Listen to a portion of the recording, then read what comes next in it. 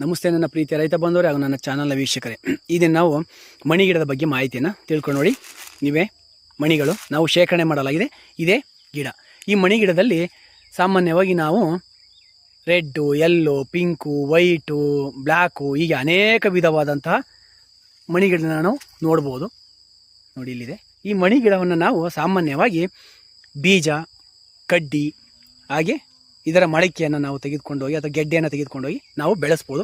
ನೋಡಿ ಇಲ್ಲಿ ಮಣಿ ಗಿಡ ಇದೆ, ನೋಡಿ ಮಣಿ ಇದೆ, ನೋಡಿ ಮಣಿನ ತಗೊಂಡು ನೋಡಿ ಇದರಲ್ಲಿ ನೋಡಿ ಹಿಂದೆ ಮತ್ತು ಮುಂದೆ ಓಲ್ ಇರುತ್ತೆ. ಇದನ್ನು ಕಿತ್ತರೆ ನಾವು ಇದರಲ್ಲಿ ಒಂದು ಓಲ್ ಇರುತ್ತೆ. ಆ ಓಲನ್ನು ನಾವು ಸೂಜಿ ಅಥವಾ ದಾರದಲ್ಲಿ ಪೋಣಿಸ್ಕೊಂಡು ಇದನ್ನು ಮಣಿಸರವಾಗಿ ನಾವು ಕೊರಳಿಗೆ ಹಾಕಬಹುದು. ಇದರ ಹಿನ್ನೆಲೆ ಏನಪ್ಪ ಅಂದರೆ ಶಿವಪುರಾಣದಲ್ಲಿ ಶಿವಪಾರ್ವತಿಯರು ಮದುವೆ ಆಗುವಾಗ ತಾಳಿಯ ಜೊತೆಗೆ ಈ ಕರೆಮಣಿಗಳನ್ನು ಪೋಣಿಸಿ ಮದುವೆ ಆಗಿದ್ದರಂತೆ.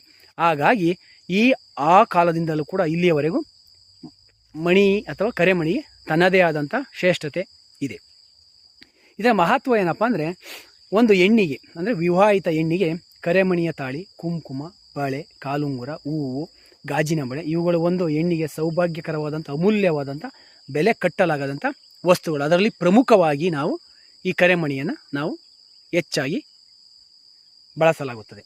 ಹಾಗೆ ಒಂದು ವಿವಾಹಿತ ಹೆಂಗಸಿಗೆ ಕೆಟ್ಟ ದೃಷ್ಟಿ ಬೀಳದಂತೆ ಹಾಗೂ ಗಂಡಿನ ಪವಿತ್ರ ಸಂಬಂಧವನ್ನು ಪ್ರತಿನಿಧಿಸುವಂತೆ ಹಾಗೂ ಹೆಣ್ಣಿಗೆ ಸೌಭಾಗ್ಯಕರವಾದಂತಹ ವಧುವರರ ಸಂಕೇತವಾಗಿ ಇದನ್ನು ನಾವು ಬಳಸಲಾಗುತ್ತದೆ. ಹಾಗೆ ಇನ್ನೊಂದು, ಇದನ್ನು ಸರವನ್ನು ಮಾಡಿ ಅಥವಾ ಪೋಣಿಸಿ ಕೈಗೆ ಕಟ್ಟೋದ್ರಿಂದ ಮಕ್ಕಳಿಗೆ ಅಥವಾ ಕುತ್ತಿಗೆಗೆ ಹಾಕೋದ್ರಿಂದ ಮಕ್ಕಳ ದೃಷ್ಟಿಗೆ ಅಂದರೆ ಮಕ್ಕಳಿಗೆ ದೃಷ್ಟಿ ಆಗೋದನ್ನು ನಾವು ತಡೆಯಬಹುದಾಗಿದೆ. ಹಾಗೆ ಇದನ್ನು ಇನ್ನೊಂದು ಪ್ರಮುಖವಾಗಿ ಏನಪ್ಪ ಅಂತಂದರೆ ಉಷ್ಣತೆಯನ್ನು ಹೀರಿಕೊಳ್ಳುತ್ತದೆ. ತಾಯಂದಿರ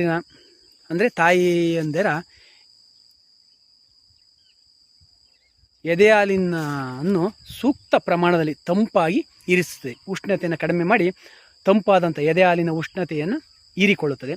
ಹಾಗೆ ದೃಷ್ಟಿ, ನಕಾರಾತ್ಮಕ ಕೆಟ್ಟ ದೃಷ್ಟಿಗಳು ಇಂದ ಇದು ರಕ್ಷಣೆ ಮಾಡುತ್ತದೆ. ಆಧ್ಯಾತ್ಮಿಕ ಮಹತ್ವವನ್ನು ಕೂಡ ಇದು ಪಡೆದಿದೆ. ಹೃದಯದ ಜ್ಯೋತಿ ಆಗಿ ಸಂಕೇತವಾಗಿ ಇದು ಕಾರ್ಯನಿರ್ವಹಿಸುತ್ತದೆ. ಋತುಚಕ್ರ ಸಮಸ್ಯೆಯನ್ನು ಕಡಿಮೆ ಮಾಡುತ್ತದೆ. ಹಾಗೂ ಮಂಗಳಸೂತ್ರ ಹಾಗೂ ಪೂಜಾ ವಿಧಾನಗಳಲ್ಲಿ ಇದನ್ನು ಹೆಚ್ಚಾಗಿ ಬಳಸಲಾಗುತ್ತದೆ. ಹಾಗೆ ಪತಿಯ ಆಯಸ್ಸನ್ನು ಹೆಚ್ಚಿಸುತ್ತದೆ. ಅಭಿವೃದ್ಧಿಯ ಸಂಕೇತವಾಗಿ ಇದು ಕೆಲಸವನ್ನು ನಿರ್ವಹಿಸುತ್ತದೆ.